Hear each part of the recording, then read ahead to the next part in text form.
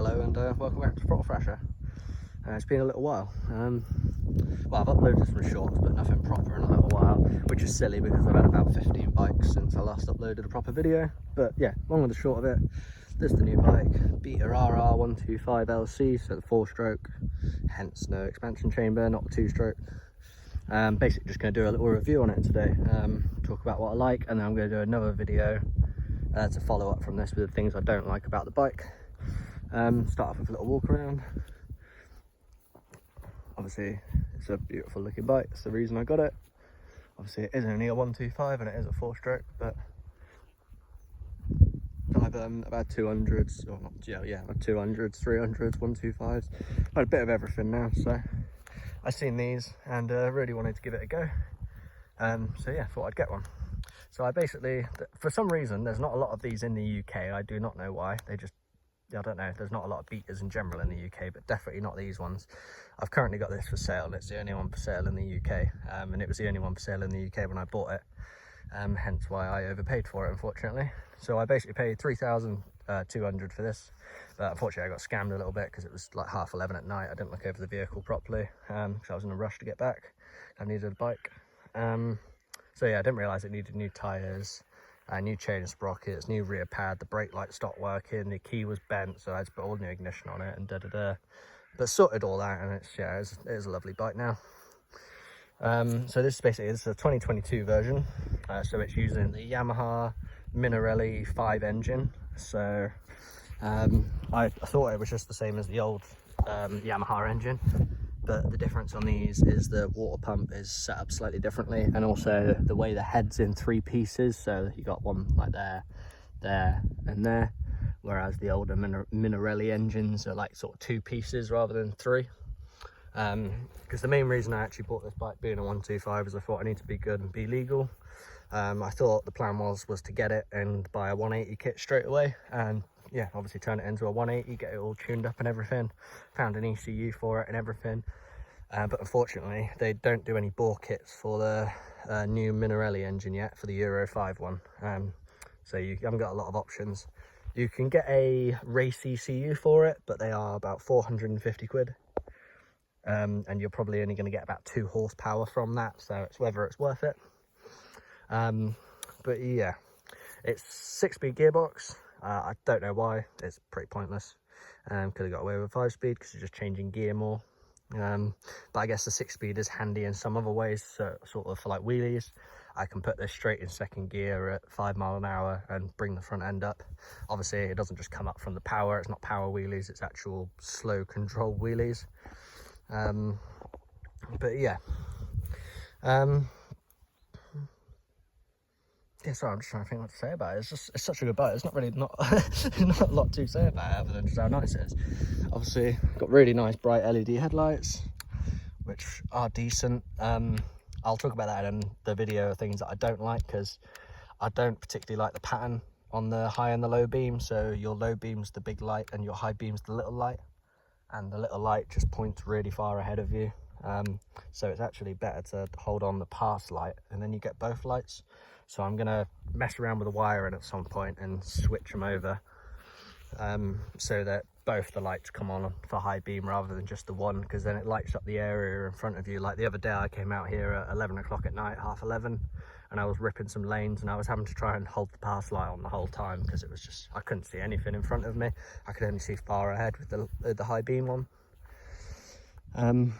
But yeah, one of the other things with this bike that it comes with, which makes no sense, is obviously with it being a Euro 5 bike, they have to be fuel injection, obviously, since like 2018 or whatever it was. And they also have to come with ABS or CBS. For some reason, I don't know why, but Beta decided, even though this is a dirt bike, for off-roading and enduro bike, whatever else, I think they imagine most people are going to buy these for riding on the road rather than actual enduro, so this might be why. But yeah, like I said, they're supposed to put ABS or CBS braking on them. For some reason, they decided to cheap out and put CBS on this rather than ABS. So it basically meant that when you press the back brake pedal, the front brake pedal comes on. Well, not the front brake pedal, sorry. When you press the back brake pedal, the front brake engages as well, only slightly. But the first day I got this, I took it on a little gravel lane on the side of the road and slammed the back brake on, and the whole front end locked up and skidded. So obviously that was fucking stupid to me. It made absolutely no sense. So what I basically done was I disconnected the brake line that runs over to the front, and then basically this is from another bike. This is just your rear brake light switch, just gets wired in up here. You can see down in there, that just plugs in up there. So basically the original one of these was obviously like twice as long to account for the other brake line going into it. Obviously that would have sat in there with a longer one of these over the top. So I basically just took this off another brake caliper that I had off a Keyway 125. It was the right thread and everything. So I just obviously put the washers on and took out the brake line that I didn't need for the front. So now when I press the back brake pedal, it only does the back brake. It's disengaged because basically in the front caliper, you've got 3 pistons. One here, and one in the middle. The one in the middle is what goes on when you press the back brake and what would engage. So I basically just bypass that now, so it doesn't do that. So there's a little tip for you if you've got one of these and you obviously don't want the CBS because you're off-roading it, because it's stupid. I don't know why they didn't just put ABS on. I'm guessing to try and cut costs down, but even originally this is still a £5,500 bike. So if you've got that money at 17, I don't understand why they wouldn't have just done it proper and put ABS on it. Obviously as far as mods go, I've not really done a lot. I've put an enduro plate on it, and I have got a load of bits from AliExpress come in, like some frame guards, some swing arm covers, some hand guards, a bar pad, and some rim stickers as well. Tyre wise, I'm running a Kenda on the front, Kenda Enduro, which is doing amazingly well. I'm kind of shocked, to be honest, because I think I've probably done about 600 miles on this tyre, and it's yeah, it's actually doing all right. And same with the back's doing all right.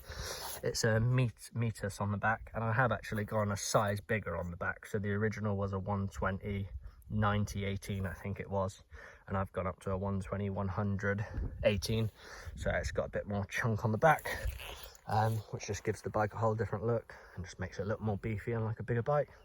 Obviously you can't really tell that this is a 125 because of the size of it. It's just, you know, it's a full-size enduro bike. There is a little thing on here as well which I will show you as a little tip. So basically when I first got this bike, it was obviously I went from a 300 to this and a Sur-Ron to this, so the bike felt massively underpowered. I don't know if a lot of people have realised this, but if you hold in your 2 buttons on your clock, it comes up with these settings here. So this is like, you can change your clock, as in like the timing, odometer, light, which changes how much this lights up, because this red ring lights up at night. But yeah, you see this first one is speed. So if you press and go into speed, you see here we've got 2 numbers. You can change these 2 numbers. So you see there it says 2190. When I first got the bike, it was on 1890, as you can see there. And like I say, you can go between the 2. So I flicked it onto the bigger number, and since doing that, the bike definitely has more torque.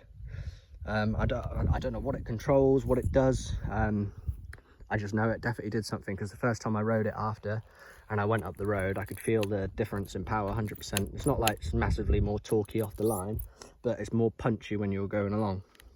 So that is definitely worth having a look at if you've got one of these. So I imagine they'd all have it. Yeah, as you can see, I've done, this was on 2,800 when I got it 2 months ago, so I've done, yeah, like 2,500 miles in a month or so, or 2 months. As you can see, put the heavy duty gold chain on it. Not that you can really tell at the minute because it's disgusting. Basically what I do is I ride the bike, or tend to ride the bike on the weekends, and then during the week I take it apart. So like the other week I took apart the shock, cleaned it, greased it, put it all back together. And same with the headstock and all those kind of bits. Obviously with this being the dirt bike one, as you can see, the rear sprocket is absolutely massive. So like off the line and stuff, it's a bit it's quite nippy, and on the hills it holds its power. But when you are cruising along on this, like I say, because of the size of that rear sprocket, this thing does only cruise at about 50 mile an hour. Anything over that, you feel like you're not screaming it. You probably go up to like 55, 57 and it's all right, but anything over that, you feel like you're screaming it. And obviously with it being a dirt bike, I tend to just cruise around at 50 mile an hour when I'm on the road, because I'd rather it last longer and get more life out of my engine. Obviously if you do regular oil changes like I do an oil change every 500 miles, then you know that's going to help the bike last a lot longer, keep it fresh.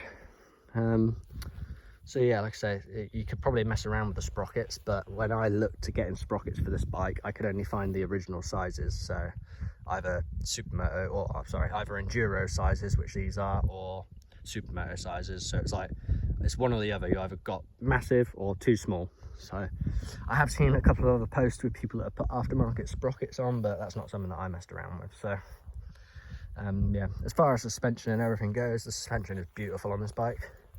Sat up really nicely, back's nice and soft, not too soft, and the forks are set up nicely as well. I haven't actually tweaked any of it or adjusted my sag since getting it, because it seems fairly all right.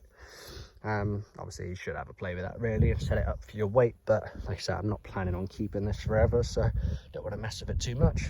Obviously I haven't changed the exhaust or anything like that, because you can get exhausts for these, but if you're going to do it, you might as well put a full system on it to get a little bit more power and to delete the decat, or get a de-restricted decat pipe.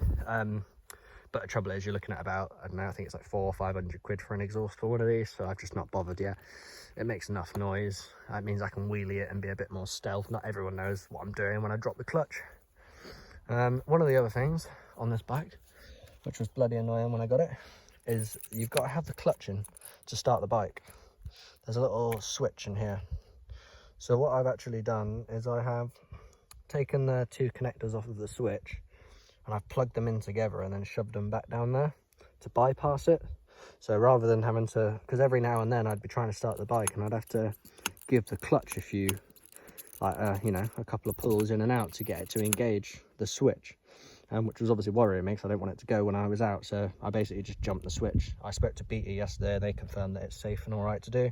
It's quite a regular thing that they do. So they just put the two wires together in there, push it all back in, and then just push it over, and you wouldn't know really. So it then means that I don't have to hold the clutch in anymore and just start the bike off the button, because that is a bit of a pain in the ass and it's just not needed. It doesn't have a kickstand switch on this, so that won't make any difference. But yeah, like I say, it's I would recommend this bike 100%. Obviously I've ridden, like I say, I'm not bigging myself up, but I've ridden a lot of big bikes and stuff, so you know, I'm able to ride this more to its potential. The only thing I will say is, like I say, if you're going from big bikes and riding illegally or whatever you've been doing, and you're wanting to go legal, get a little 125, then yeah, you'll have fun and be able to rip the lanes on this and go most places. But the only thing you'll lose if you're used to big bikes is like the playfulness, being able to go into like a little hump like that and get air and stuff. Like, you can do little ones on this if you pop the clutch, get the front wheel to come up, but you can't be quite as playful as you would be on a big bike, because you've obviously got the power there. Do you know what I mean? And it's like I say with the wheelies on this, it's not power wheelies. The bike's not doing it for me.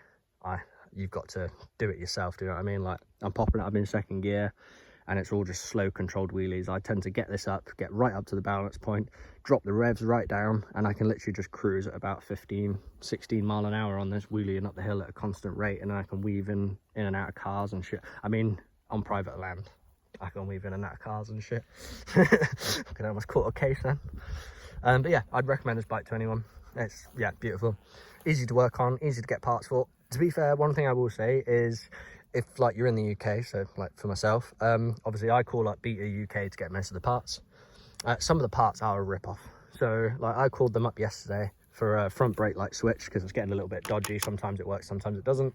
And I wanted to get an oil filter to do a new oil change on this. The front brake light switch was only like 4 quid, which was all right.